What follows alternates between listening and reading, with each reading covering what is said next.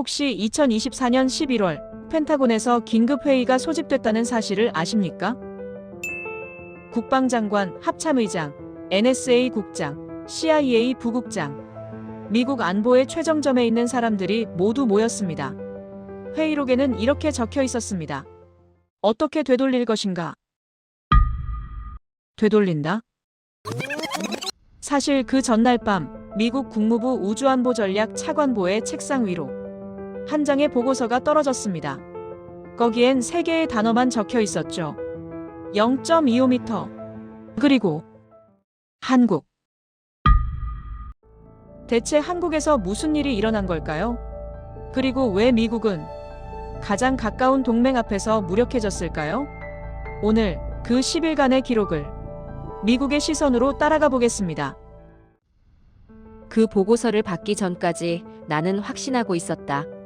세상이 어떻게 돌아가는지, 그리고 내가 그 세상에서 어떤 역할을 해왔는지에 대해서 말이다. 2024년 11월 28일 새벽 3개의 단어가 그 확신을 무너뜨렸다. 0.25m, 그리고 한국. 30년을 지켜온 질서가 흔들리기 시작한 순간이었다. 나는 리처드 V. 블랙스톤이다. 미국 국무부 우주안보 전략 차관보. 35년간 나는 선을 긋는 일을 해왔다. 러시아가 어디까지 갈 수 있는지, 중국이 어떤 기술을 가져도 되는지, 이란이 무엇을 개발하면 안 되는지. 그 모든 선을 긋고 지키고 때로는 다시 그었다. 냉전이 끝난 뒤 세계는 미국의 것이 될 거라고 모두가 믿었다. 나도 그랬다. 적어도 30년간은 우리가 세계를 이끌었고 기술로 통제했다. 방법은 간단했다. 위성 기술, 암호 체계, 발사체 설계. 우리는 동맹국들에게 기술을 나눠줬지만 핵심만큼은 절대 넘겨주지 않았다. 그게 질서였고 나는 그 질서의 파수꾼이었다. 한 번도 실패한 적이 없었다. 2024년 11월 28일 새벽까지는. 그날 새벽 3시 47분 워싱턴 내 집무실 책상에 NSA 긴급 보고서가 떨어졌다. 누리호 4차 발사 성공 11월 27일. 아리랑 7호 탑재 예정 12월 2일. 그리고 마지막 줄 광학 해상도 0.25m. 나는 그 마지막 줄을 2번, 3번 읽었다. 0.25m라는 숫자가 무엇을 의미하는지 아는 사람은 많지 않다. 하지만 이 업계에서는 다르다. 그건 자동차 번호판을 읽을 수 있다는 뜻이고 군사시설 내부를 파악할 수 있다는 뜻이다. 한마디로 정찰 능력이다. 1999년 우리는 한국과 협약을 맺었다. 위성 해상도는 0.5m를 초과할 수 없다. 25년간 그 선은 지켜졌다. 한국은 모범적이었고 예측 가능했으며 통제 가능했다. 그런데 지금 0.25m. 이건 그저 협약 위반이 아니었다. 미국에 대한 선언이었다. 보고서에는 또 하나 이상한 점이 있었다. 누리호 4차 발사가 11월 27일, 다음 발사가 12월 2일. 단 5일 간격이었다. 발사체를 정비하고 발사대를 재점검하는 데만 최소 2주가 걸린다. 미국도 러시아도 중국도 이런 속도로는 쏘지 못한다. 그런데 한국은 하겠다고 했다. 이건 단순한 일정이 아니었다. 메시지였다. 우리는 준비됐다. 그리고 우리는 당신들이 생각하는 것보다 빠르다. 전화벨이 울렸다. 새벽 4시 15분. NSA 국장 마이클 코언이었다. 블랙스톤, 이거 확인했습니까? 지금 보고 있습니다. 한국 측 반응은요? 주한 대사관을 통해 문의했습니다. 답변은 확인 중이었습니다. 확인 중. 전형적인 외교 용어였다. 하지만 이상했다. 보통은 해명이 먼저 온다. 기술적 오류입니다. 재검토하겠습니다. 뭐라도 말을 한다. 그런데 한국은 조용했다. 해명도 항의도 없이 그냥 발사 일정만 발표했을 뿐이었다. 펜타곤에서 긴급 회의를 소집했습니다. 오전 7시. 국방장관도 참석합니다. 오전 7시 펜타곤 지하 3층 작전실. 국방장관, 합참의장, NSA 국장이 앉아 있었다. 국방장관이 입을 열었다. 블랙스톤 차관보, 상황을 설명해 주시죠. 한국이 선을 넘었습니다. 아리랑 7호의 해상도는 0.25m입니다. 우리가 허용한 0.5m의 2배 수준입니다. CIA 부국장이 끼어들었다. 기술 출처는요? 중국이나 러시아 가능성은? 나는 고개를 저었다. 한국은 반도체와 디스플레이 분야에서 이미 세계 최고 수준입니다. 독자 개발일 가능성이 높습니다. 독자 개발. 그 말에 회의실이 조용해졌다. 이게 한 번으로 끝나지 않는다는 뜻이었다. 국방장관이 물었다. 차관보, 한국을 되돌릴 수 있습니까? 35년간 나는 항상 예라고 답해왔다. 하지만 이번은 달랐다. 한국은 해명도 항의도 없이 그냥 진행하고 있었다. 마치 우리의 반응은 이미 계산에 넣은 것처럼. 시도는 해봐야 합니다. 좋습니다. 당신이 직접 가십시오. 한국과 접촉해서 이 문제를 정리하십시오. 그날 오후 나는 서울행 비행기에 올랐다. 창밖으로 구름이 흘러갔다. 머릿속으로는 계속 같은 질문이 맴돌았다. 한국은 왜 이렇게 조용한가? 70년간 한국은 우리의 가장 가까운 동맹이었다. 주한미군, 사드 배치, 방위비 분담. 때로는 불편했지만 결국 한국은 항상 우리 편이었다. 예측 가능하고 통제 가능한 동맹이었다. 그런데 지금 0.25m와 5일 간격, 그리고 침묵. 나는 그때 몰랐다. 한국은 이미 오래전부터 우리가 관리할 수 있는 나라가 아니었다는 걸. 서울에 도착한 건 11월 29일 오후였다. 인천공항에서 청와대까지 차는 1시간을 달렸다. 창밖으로 서울의 풍경이 지나갔다. 고층 빌딩들, 깔끔하게 정비된 도로, 빠르게 움직이는 사람들. 35년 전 내가 처음 이 도시에 왔을 때와는 완전히 다른 모습이었다. 그때 한국은 개발도상국이었다. 미국의 원조를 받고 미국의 기술을 배우던 나라였다. 하지만 지금은 달랐다. 적어도 겉으로 보기에는. 나는 알고 있었다. 동맹이란 결국 힘의 균형 위에 존재한다는 것을. 그 균형이 무너지면 동맹도 무너진다. 청와대 국가안보실, 안보실장과 국방부 차관, 그리고 한국항공우주연구원 원장. 3명이 나를 기다리고 있었다. 통역 없이 영어로 진행했다. 그게 더 직접적이고 명확했다. 나는 서류 가방에서 문서를 꺼내며 말을 시작했다. 아리랑 7호의 해상도에 대해 논의하러 왔습니다. 안보실장이 고개를 끄덕였다. 네, 알고 있습니다. 1999년 한미협약을 기억하실 겁니다. 상업용 위성 해상도는 0.5m를 초과할 수 없습니다. 그런데 아리랑 7호는 0.25m로 보고됐습니다. 확인 중입니다. 똑같은 답변이었다. 어제 전화해서 들었던 그 말. 나는 서류를 펼쳤다.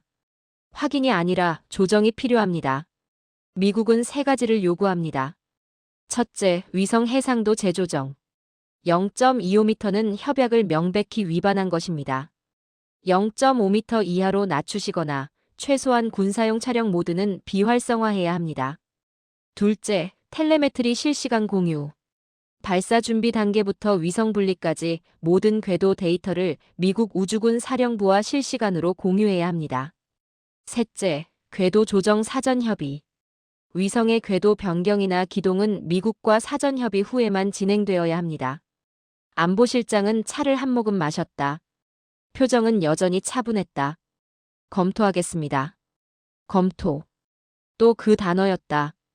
국방부 차관이 조심스럽게 입을 열었다. 차관보님, 질문 하나만 하겠습니다.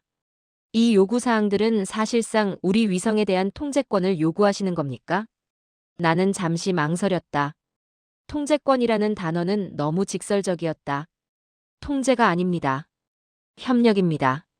우리는 동맹이기 때문에 이런 요구를 하는 겁니다. 차관이 그 단어를 천천히 되뇌었다. 동맹. 그렇다면 동맹이라면 상호 신뢰가 있어야 하지 않겠습니까? 신뢰는 투명성에서 시작됩니다. 텔레메트리 공유는 바로 그 투명성을 위한 것입니다. 차관보님, 그렇다면 미국도 정찰 위성 텔레메트리를 한국과 공유하십니까? 순간 회의실이 조용해졌다. 나는 대답하지 않았다. 대답할 수 없었다. 한국항공우주연구원 원장이 처음으로 입을 열었다. 차관보님, 우리에게도 기술적 한계가 있습니다. 해상도를 낮추는 건 물리적으로 매우 어렵습니다. 이미 설계가 완료됐고 위성은 조립 완료 단계입니다. 지금 와서 광학 시스템을 교체하는 건 사실상 불가능합니다. 그럼 발사를 연기하십시오. 내 목소리가 조금 높아졌다. 12월 2일 발사 일정은 이미 여러 국제 협력 프로그램과 연동돼 있습니다. 일방적으로 연기할 수 없는 상황입니다. 어느 나라와 연동돼 있습니까? 그건 검토 중입니다. 또 검토. 나는 서류 가방에서 또 다른 문서를 꺼냈다. 한국은 현재 미국과 F-35 전투기 50기 도입 계약을 진행 중입니다. 계약 규모는 약 7조 원으로 알고 있습니다. 내년 상반기 최종 서명 예정이죠. 안보실장의 표정이 미세하게 굳었다. 그 계약과 이 문제가 무슨 관련이 있습니까? 관련이 없길 바랍니다. 하지만 미국 의회는 동맹국의 투명성을 매우 중요하게 생각합니다. 특히 군사기술 이전과 관련해서는 더욱 그렇습니다. 의회가 한국의 협력 의지에 의문을 가지게 되면 그 계약도 재검토될 수 있습니다. 침묵이 흘렀다. 이건 협박이었다. 조용하지만 명확한 협박이었다. 협약을 지키지 않으면 F-35도 없다는 메시지였다. 회의는 1시간 만에 끝났다. 검토 후 답변 드리겠습니다. 안보실장의 마지막 말이었다. 복도를 걸어 나오면서 나는 주한 미국 대사관 참사관에게 물었다. 어떻게 봅니까? 예상대로입니다. 저항은 있지만 결국 받아들일 겁니다. 확신합니까? F-35 50기 7조 원. 한국 공군 현대화의 핵심입니다. 그걸 포기할 순 없을 겁니다. 나도 그렇게 생각했다. 호텔로 돌아와 워싱턴에 보고했다.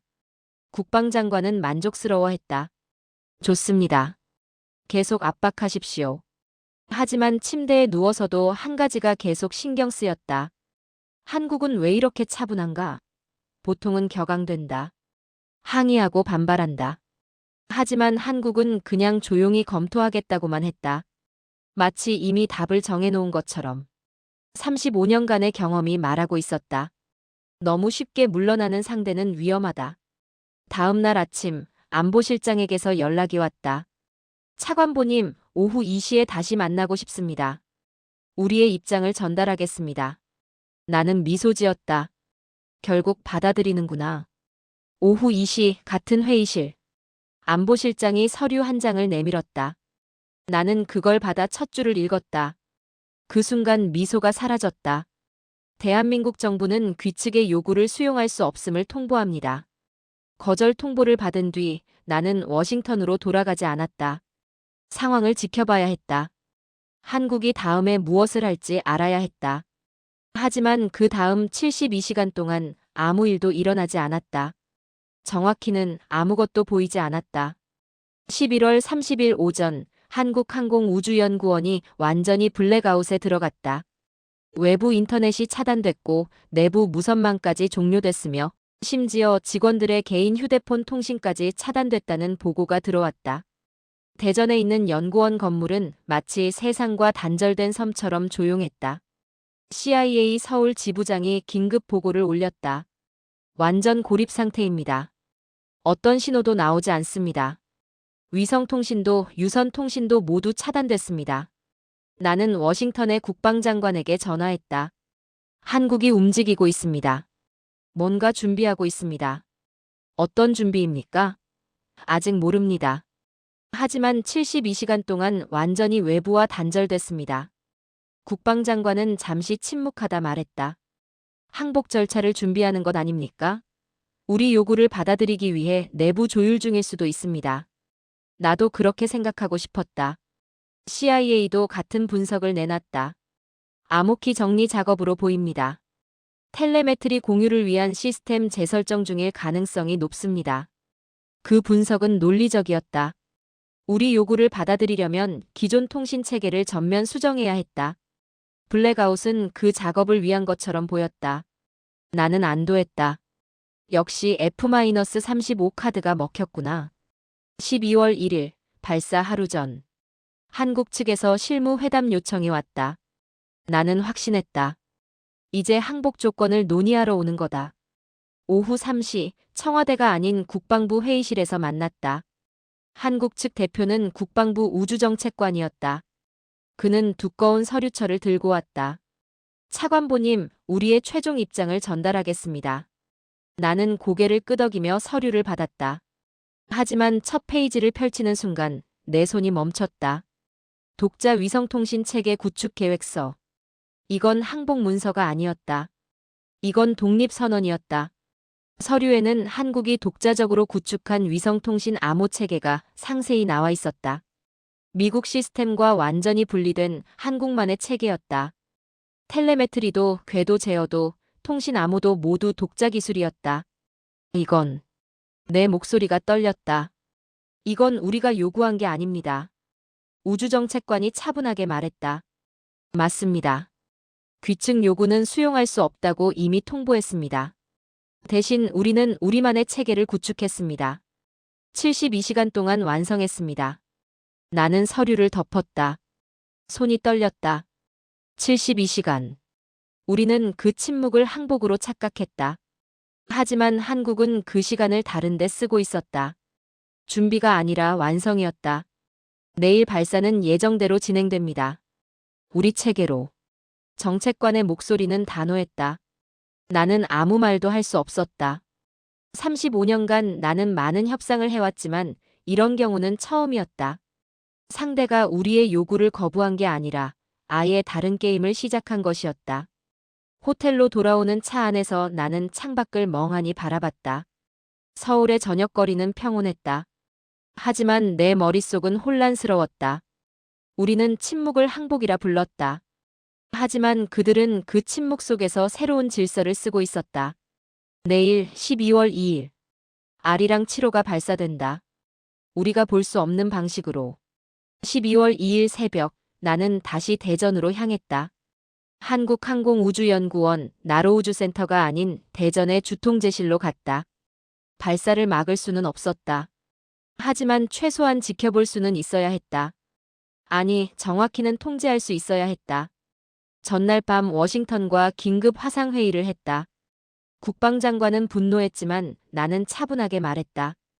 아직 끝나지 않았습니다. 발사 당일에 개입할 수 있습니다. 어떻게? 안전 모니터링입니다. 발사체 안전은 국제우주협약의 핵심입니다. 우리는 동맹국으로서 안전 모니터링을 요구할 수 있습니다. 그건 명분이었다. 진짜 목적은 텔레메트리였다. 발사 과정의 모든 데이터, 궤도 진입 정보, 위성 분리 순간. 그 모든 걸 실시간으로 받아낼 수 있다면 우리는 다시 통제권을 쥘 수 있었다. 새벽 5시, 나는 한국 측에 최후 통첩을 보냈다. 발사 안전을 위해 미국 기술 고문단의 현장 배치를 요청합니다. 거부하실 경우 이는 국제 안전 기준을 무시하는 것으로 간주됩니다. 1시간 뒤 답변이 왔다. 수용합니다. 단 시스템 설치는 우리 기술진이 직접 하겠습니다. 나는 미소 지었다. 수용했다. 결국 받아들였다. 누가 설치하든 상관없었다. 중요한 건 데이터가 우리에게 온다는 것이었다. 오전 7시 나사와 록히드 마틴에서 파견된 기술진 5명이 통제실에 도착했다. 그들은 노트북과 통신 장비를 들고 왔다. 한국 기술진이 안내했고 우리는 통제실 한쪽 구역에 자리를 잡았다. 텔레메트리 송신 설정 완료했습니다. 미국 기술진이 보고했다. 콜로라도 우주군 사령부와 연결됐습니다. 발사 5분 전부터 모든 데이터가 실시간 전송됩니다. 나는 화면을 바라봤다. 깔끔한 인터페이스였다. 발사체 상태, 연료 압력, 궤도 계산, 위성 분리 타이밍.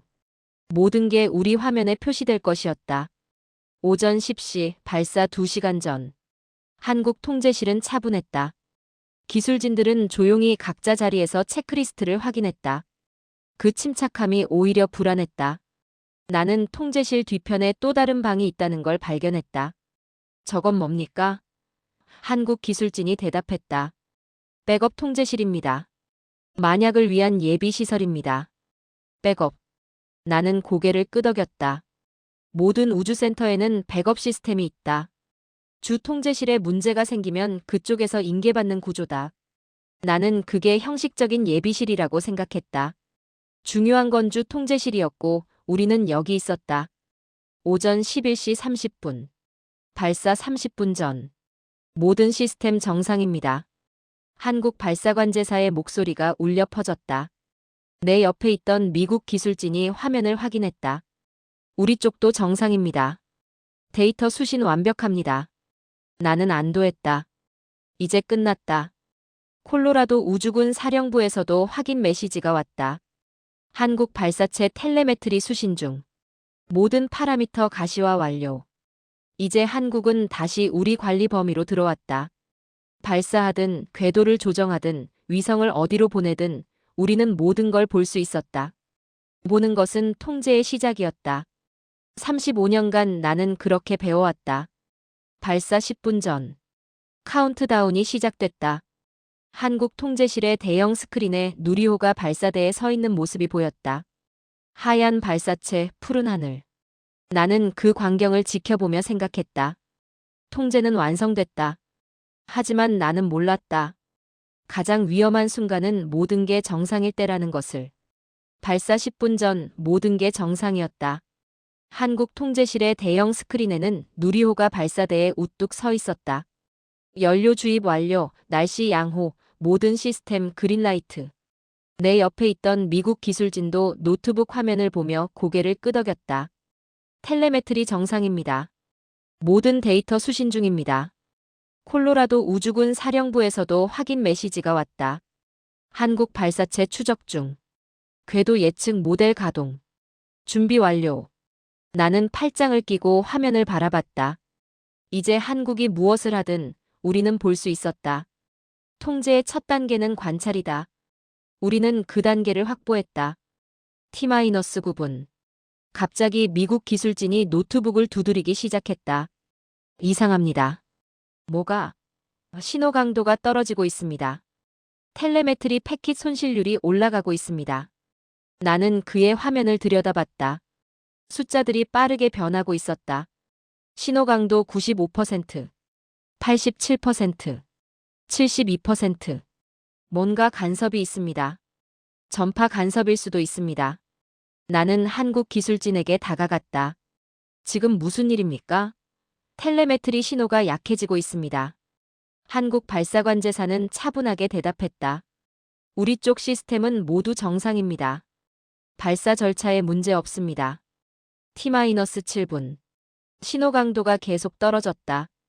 60%, 45%. 나는 콜로라도에 전화를 걸었다. 상황 확인합니까? 네, 신호가 불안정합니다. 패킷 손실이 심각합니다. 이 상태로는 발사 후 추적이 불가능합니다. 원인은 알 수 없습니다. 한국 측 송신 장비 문제일 수도 있고 의도적 출력 조정일 수도 있습니다. 의도적. 그 단어가 머릿속을 스쳤다. T-5분. 신호 강도 20%. 화면의 절반이 검은색으로 변하기 시작했다. 데이터가 깨지고 숫자들이 사라졌다. 나는 한국 통제실장을 찾았다. 발사를 중단하십시오. 통제실장이 나를 쳐다봤다. 왜 그래야 합니까? 텔레메트리가 작동하지 않습니다. 이 상태로 발사하면 안전을 보장할 수 없습니다. 우리 시스템은 정상입니다. 안전에 문제 없습니다. 하지만 우리 쪽에서는 아무것도 보이지 않습니다. 내 목소리가 높아졌다. 통제실장은 여전히 차분했다. 차관보님, 이건 우리 발사입니다. 안전 판단도 우리가 합니다. T-3분. 신호 강도 5%. 화면이 거의 검게 변했다. 마지막 몇 개의 숫자만 깜빡이다 사라졌다. 그리고 T-2분 완전히 꺼졌다. 검은 화면. 아무것도 보이지 않았다. 연결이 끊어졌습니다. 미국 기술진의 목소리가 떨렸다. 나는 한국 통제실의 화면을 봤다. 그쪽은 모든 게 정상이었다. 숫자들이 흐르고 그래프가 움직이고 체크리스트가 하나씩 완료 표시로 바뀌고 있었다. T-1분. 발사 중단을 요청합니다. 나는 거의 소리쳤다. 통제실장은 고개를 돌리지도 않았다. 발사 절차 진행합니다. 카운트다운이 시작됐다. 한국어로 그리고 영어로. 10, 9, 8. 나는 무력했다. 콜로라도에서는 계속 신호 없음이라는 메시지만 보내왔다. 우리 화면은 검은색이었다. 아무것도 보이지 않았다. 3, 2, 1. 발사. 굉음이 울려 퍼졌다. 통제실 창문 너머로 멀리 하늘에서 하얀 연기 기둥이 솟아올랐다. 누리호가 날아오르고 있었다. 한국 통제실의 화면에는 모든 데이터가 실시간으로 표시됐다. 고도, 속도, 자세, 추력. 모든 게 정상이었다. 하지만 우리 화면은 여전히 검은색이었다. 나는 그 검은 화면을 멍하니 바라봤다. 35년간 나는 이런 경험을 한 적이 없었다. 발사가 일어나는데 우리는 아무것도 볼 수 없었다. 발사 후 3분. 일단 분리. 한국 통제실에서 박수가 터졌다. 일단 분리 성공. 우리 화면엔 아무것도 없었다. 발사 후 5분. 페어링 분리. 페어링 분리 확인. 또 박수. 우리는 여전히 아무것도 보지 못했다. 발사 후 8분. 2단 연소 종료, 3단 점화. 궤도 진입 준비. 우리 화면은 검은색이었다. 발사 후 12분 위성 분리. 아리랑 7호 분리 성공. 태양 전지판 전개 확인. 한국 통제실은 환호했다. 기술진들이 서로 악수하고 포옹했다. 모든 게 완벽했다. 그들의 화면에서는. 그리고 바로 그 순간 우리 화면이 다시 켜졌다. 숫자들이 나타나기 시작했다. 텔레메트리가 돌아왔다. 하지만 이미 늦었다. 위성은 이미 분리됐고 궤도에 진입했으며 모든 핵심 과정이 끝난 뒤였다. 미국 기술진이 화면을 보며 말했다. 신호 복구됐습니다. 하지만 그는 말을 잇지 못했다. 콜로라도에서 메시지가 왔다. 위성 추적 실패. 발사 과정 데이터 손실. 궤도 정보 불완전. 나는 의자에 주저앉았다. 우리는 발사를 봤다. 하늘로 솟아오르는 불기둥을 봤다. 하지만 정작 중요한 건 보지 못했다. 어떤 궤도로 들어갔는지, 위성이 정확히 어디에 있는지, 어떤 방향으로 움직이는지. 보지 못한 발사는 통제되지 않은 발사였다. 한국 통제실장이 내게 다가왔다. 차관보님, 발사 성공을 축하합니다. 나는 그를 쳐다봤다. 무슨 일이 있었습니까? 왜 신호가 끊어졌습니까? 기술적 문제였습니다. 예상치 못한 전파 간섭이 있었습니다. 간섭? 네, 불가항력이었습니다. 하지만 다행히 발사는 성공했습니다. 불가항력. 나는 그 말을 믿지 않았다. 이건 우연이 아니었다. 72시간 블랙아웃, 독자 통신 체계, 그리고 지금 이 완벽한 타이밍의 신호 차단. 모든 게 계획이었다. 통제실을 나오는 길, 나는 그 백업 통제실 문 앞을 지나갔다. 문이 살짝 열려 있었다. 안을 들여다봤다. 그곳에도 똑같은 화면들이 있었다. 하지만 그 화면들은 꺼지지 않았다. 발사 내내 모든 데이터가 그곳에 표시되고 있었다. 주 통제실이 아니라 백업 통제실이 진짜였다. 우리는 보여지는 곳에 있었다. 하지만 진짜 통제는 우리가 보지 못하는 곳에서 이루어지고 있었다. 차에 올랐다. 서울로 돌아가는 길, 나는 창밖을 멍하니 바라봤다. 12월의 하늘은 맑았다. 저 하늘 어딘가에 아리랑 7호가 떠 있었다. 하지만 우리는 그게 정확히 어디 있는지 몰랐다. 질서는 소리 없이 무너진다. 나는 그날 그 소리를 들었다. 서울로 돌아오는 차 안에서 나는 계속 생각했다. 신호가 끊어진 그 순간을. 너무 완벽했다. 발사 10분 전부터 서서히 약해지더니 발사 2분 전에 완전히 차단됐고 위성 분리 직후 다시 돌아왔다. 마치 누군가 정확히 계산해서 스위치를 조작한 것처럼. 호텔에 도착해 노트북을 열었다. 미국 기술진이 보낸 상세 보고서를 읽었다. 신호 차단 패턴 분석, 주파수 스펙트럼 분석, 간섭 가능성 검토. 1시간 넘게 읽었지만 결론은 하나였다. 명확한 원인을 특정할 수 없음. 전파 간섭의 흔적이 없었다. 해킹의 증거도 없었다. 송신 장비 고장이라고 하기엔 너무 타이밍이 좋았다. 그냥 신호가 사라졌다가 다시 나타났다. 흔적도 없이. 나는 보고서를 덮고 창밖을 봤다. 서울의 밤하늘에는 별이 보이지 않았다. 도시의 불빛이 너무 밝아서. 다음 날 아침, 주한 미국 대사관 정보분석관이 찾아왔다. 차관보님, 흥미로운 정보를 입수했습니다. 뭡니까? 어제 발사 후 한국항공우주연구원 내부에서 나온 대화입니다. 우리 요원이 우연히 포착했습니다. 그는 녹음 파일을 재생했다. 잡음이 섞인 한국어 대화였다. 통역이 옆에서 번역해줬다. 최서윤 박사입니다. 연구원 내 위성통신 파트 책임자로 알려진 인물입니다. 목소리가 들렸다. 여성이었다. 차분하고 명확한 톤이었다. 오늘은 성공적이었습니다. 하지만 진짜는 5일 뒤입니다. 5일 뒤. 나는 달력을 펼쳤다. 12월 2일 발사. 5일 뒤면 12월 7일. 12월 7일에 뭐가 있습니까? 분석관이 고개를 저었다. 공식 일정은 없습니다. 다만 그는 잠시 망설이다 말했다. 오늘 발사가 리허설이었다는 의미로 해석됩니다. 리허설. 그 단어가 머릿속에서 울렸다.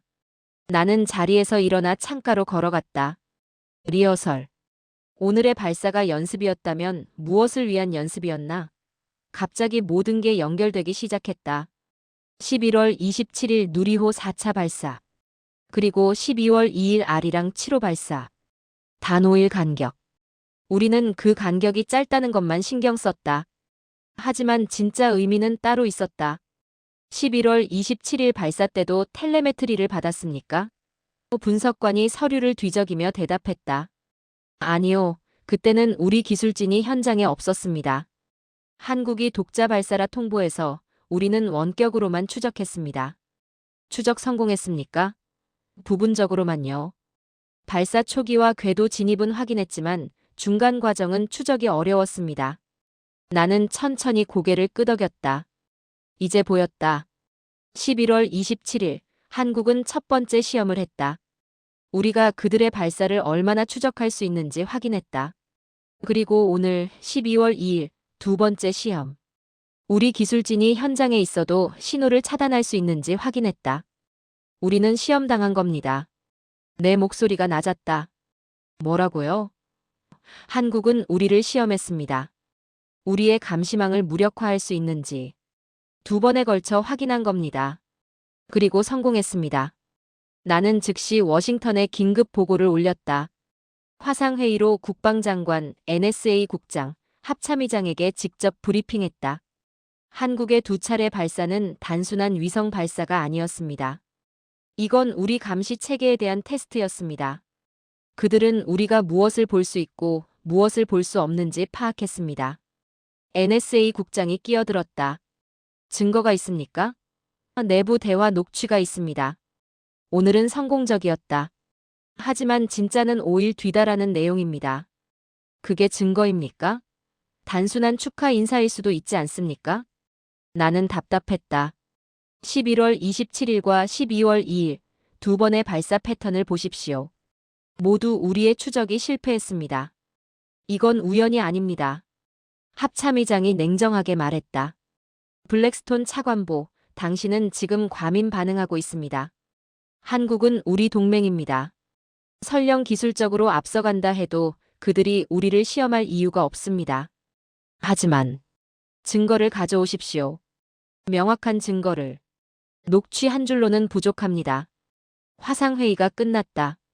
화면이 꺼졌다. 나는 의자에 기댄 채 천장을 바라봤다. 워싱턴은 믿지 않았다. 아니, 믿고 싶어 하지 않았다. 한국이 우리를 시험했다는 것을. 그리고 성공했다는 것을. 그건 받아들이기 어려운 현실이었다. 70년간 가장 가까운 동맹이 이제는 우리를 시험 대상으로 본다는 현실. 하지만 나는 알고 있었다. 최서윤 박사의 말, 진짜는 5일 뒤. 그게 무엇을 의미하는지 아직 모르지만 분명한 건 한 가지였다. 한국은 다음 단계를 준비하고 있다는 것. 12월 7일. 5일 뒤. 공식 일정은 없지만 뭔가 일어날 것이다. 나는 달력에 동그라미를 그렸다. 그리고 주한 미국 대사관에 지시를 내렸다. 한국항공우주연구원을 24시간 감시하십시오. 모든 움직임을 보고하십시오. 그날 밤 나는 잠들 수 없었다. 호텔 창밖으로 서울의 야경이 보였다. 빛나는 도시였다. 35년 전 내가 처음 왔을 때는 이렇지 않았다. 그때는 우리가 가르쳐주는 나라였다. 이제는 우리를 가르치는 나라가 됐다. 아니, 가르치는 게 아니라 시험하는 나라. 나는 노트북을 열고 다시 보고서를 읽었다. 신호 차단 패턴, 주파수 분석, 타이밍 데이터. 읽고 또 읽었다. 그리고 한 가지 사실을 발견했다. 신호가 차단된 시간 정확히 10분. 발사의 가장 중요한 10분. 1단 분리, 페어링 분리, 2단 점화, 궤도 진입. 모든 핵심 과정이 그 10분 안에 일어났다. 완벽한 계산이었다. 우연이 아니었다. 이건 설계됐다. 나는 보고서를 덮고 창밖을 다시 봤다. 저 하늘 어딘가에 R이랑 7호가 떠 있었다. 우리가 보지 못한 위성. 우리가 추적하지 못한 궤도. 그리고 5일 뒤 무언가 더 일어날 것이다. 질서는 조용히 무너진다. 나는 그 소리를 듣고 있었다. 하지만 아무도 믿지 않았다. 12월 7일이 왔다. 하지만 아무 일도 일어나지 않았다. 한국항공우주연구원은 조용했다. 발사 준비도 특별한 움직임도 없었다.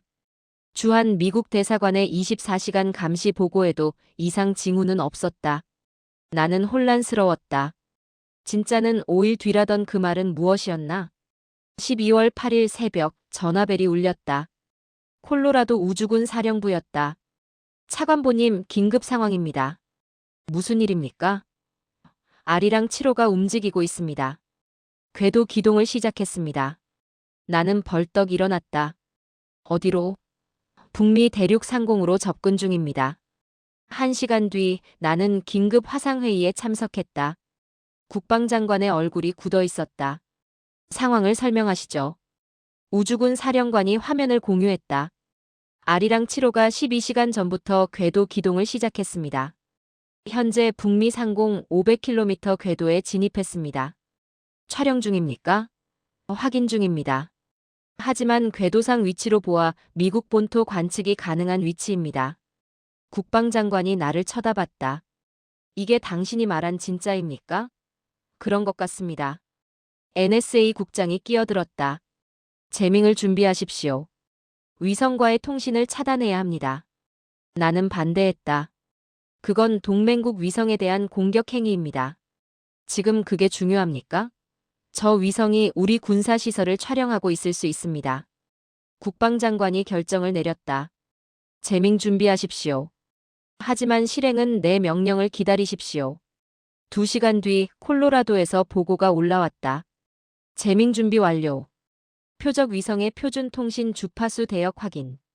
언제든 차단 가능합니다. 나는 서울 창밖을 바라봤다. 이제 곧 날이 밝을 시간이었다. 미국에서는 밤이었다. 저 하늘 어딘가에서 R이랑 7호가 미국을 내려다보고 있었다. 국방장관의 명령이 떨어졌다. 재밍 개시. 콜로라도 우주군 사령부는 R이랑 7호를 향해 전파 재밍을 시작했다. 표준 위성통신 주파수 대역을 전면 차단했다. 5분, 10분, 15분이 지났다. 하지만 이상했다. 타깃 신호를 포착할 수 없습니다. 우주군 사령관의 목소리가 떨렸다. 재밍이 안 먹힙니까? 아니, 재밍은 정상 작동 중입니다. 문제는 타깃 신호 자체가 없다는 겁니다. 무슨 뜻입니까? R이랑 7호가 우리가 아는 주파수로 통신하지 않고 있습니다. 레이더 추적도 어렵습니다. 마치. 사령관이 말을 멈췄다. 마치 뭡니까? 마치 스텔스 위성처럼 행동하고 있습니다. 회의실이 조용해졌다. 스텔스 위성. 레이더 반사를 최소화하고 통신 주파수를 비표준 대역으로 바꾸며 전파 발신을 극도로 제한하는 위성. 미국도 가지고 있지만 극소수만 운용 중인 최첨단 기술이었다. 30분이 지났다. 우리는 아무것도 할 수 없었다. 재밍도 소용없었고 추적도 제대로 안 됐다. R이랑 7호는 우리 머리 위를 지나가고 있었지만 우리는 그것이 무엇을 하는지 알 수 없었다. 나는 무력했다. 갑자기 주한 미국 대사관에서 긴급 연락이 왔다. 차관보님, 한국항공우주연구원에서 기자회견을 한다고 합니다. 30분 뒤. 무슨 기자회견입니까? 아리랑 7호 관련이라고만 나와 있습니다. 나는 호텔 TV를 켰다. 한국 뉴스 채널들이 속보를 띄우고 있었다. 아리랑 7호 촬영 영상 공개 예정. 내 심장이 빠르게 뛰었다. 오전 10시. 한국항공우주연구원 브리핑룸. 최서윤 박사가 연단에 섰다. 그 목소리의 주인공이었다. 오늘 아리랑 7호가 촬영한 영상을 공개하겠습니다. 화면이 켜졌다. 첫 번째 이미지. 백악관이었다. 너무 선명했다. 환풍구, 창문, 주차된 차량의 번호판까지 보였다. 두 번째 이미지. 펜타곤.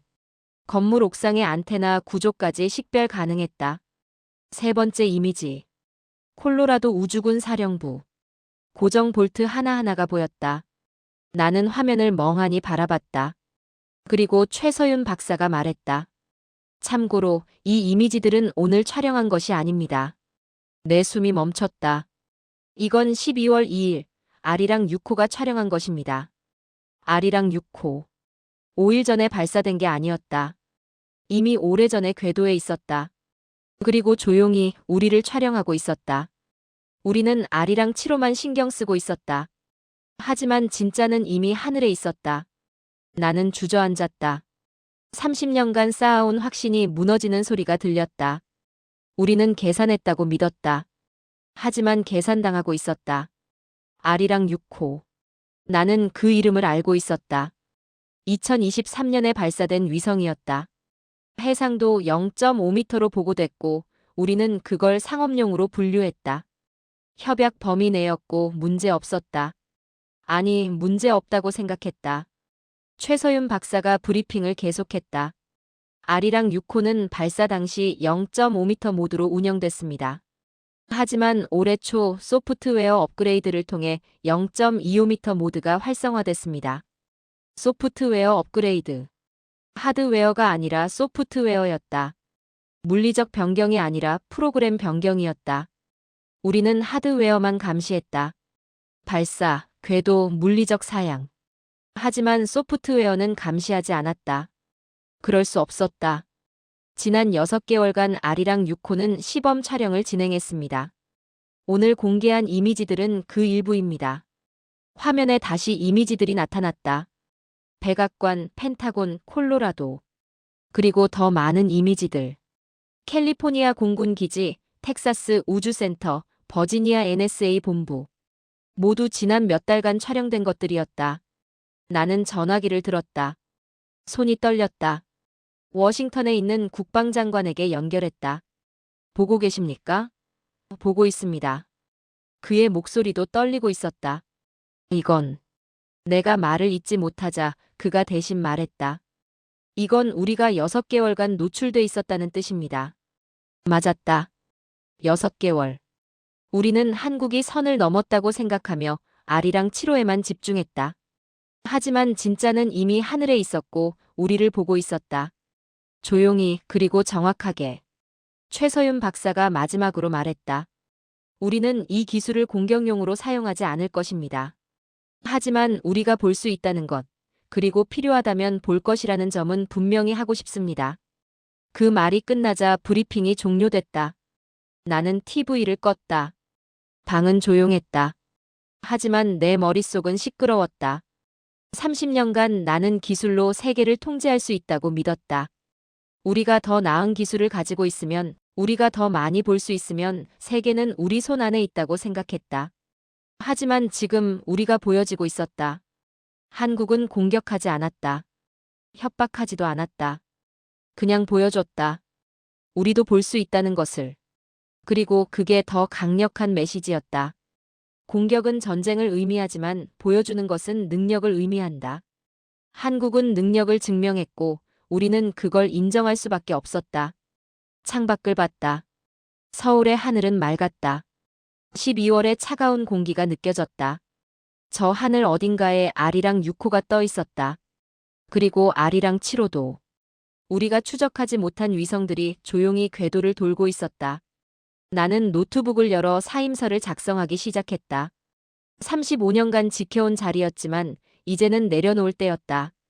내가 지켜야 할 질서는 이미 무너졌다. 아니, 무너진 게 아니라 바뀐 것이었다. 세계는 더 이상 한 나라가 통제하는 곳이 아니었다.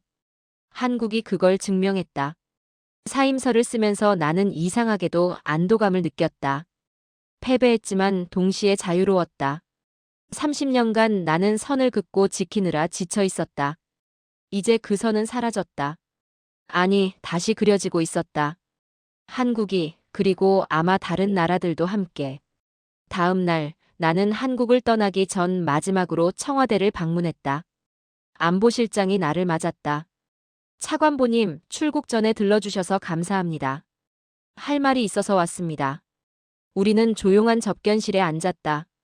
한국이 이겼습니다. 내가 먼저 말했다. 안보실장은 고개를 저었다. 이긴 게 아닙니다. 우리는 동등해진 것뿐입니다. 동등. 나는 그 단어를 되뇌었다. 그렇습니다. 한국은 미국과 싸우려는 게 아닙니다. 같은 높이에서 대화하고 싶을 뿐입니다. 나는 고개를 끄덕였다. 그 말이 맞았다. 한국은 적이 되려는 게 아니었다. 동등한 동맹이 되려는 것이었다. 앞으로 어떻게 되겠습니까? 내가 물었다. 그건 미국이 결정할 일입니다. 우리를 관리 대상으로 볼 것인가, 아니면 동등한 파트너로 볼 것인가. 나는 일어섰다. 저는 후자를 추천하겠습니다. 안보실장도 일어나 악수를 청했다. 감사합니다, 차관보님. 악수를 나누며 나는 생각했다. 이게 새로운 시작이라고. 통제의 시대가 끝나고 존중의 시대가 시작되는 순간이라고. 공항으로 가는 차 안에서 나는 마지막으로 서울의 하늘을 올려다봤다. 저 위에 한국의 위성들이 떠 있었다. 우리가 보지 못하는 위성들이. 하지만 이제 그건 위협이 아니었다. 그냥 현실이었다. 나는 리처드 V. 블랙스톤이다. 35년간 나는 기술을 통제하면 세계를 통제할 수 있다고 믿었다. 그 믿음은 틀리지 않았다. 다만 영원하지 않았을 뿐이다. 2024년 겨울, 한국은 그 믿음을 무너뜨렸다. 힘으로가 아니라 준비로. 공격이 아니라 증명으로. 그들은 조용히 움직였고 우리는 뒤늦게 깨달았다. 통제의 시대가 끝났다는 것을. 나는 패배를 인정한다. 하지만 동시에 안도한다. 세계가 한 나라의 통제 아래 있어야 한다는 생각 자체가 오만이었다. 한국은 그걸 가르쳐줬다. 동맹은 관리가 아니라 존중 위에 세워져야 한다고. 이제 한국은 더 이상 우리가 관리하는 나라가 아니다. 같은 언어로 같은 높이에서 말하는 파트너다. 그 사실을 받아들이는데 30년이 걸렸다. 늦었지만 다행히 너무 늦지는 않았다. 질서는 무너졌다. 하지만 새로운 질서가 시작되고 있다. 그 질서 안에서 한국과 미국은 이번에는 진짜 동맹으로 서게 될 것이다.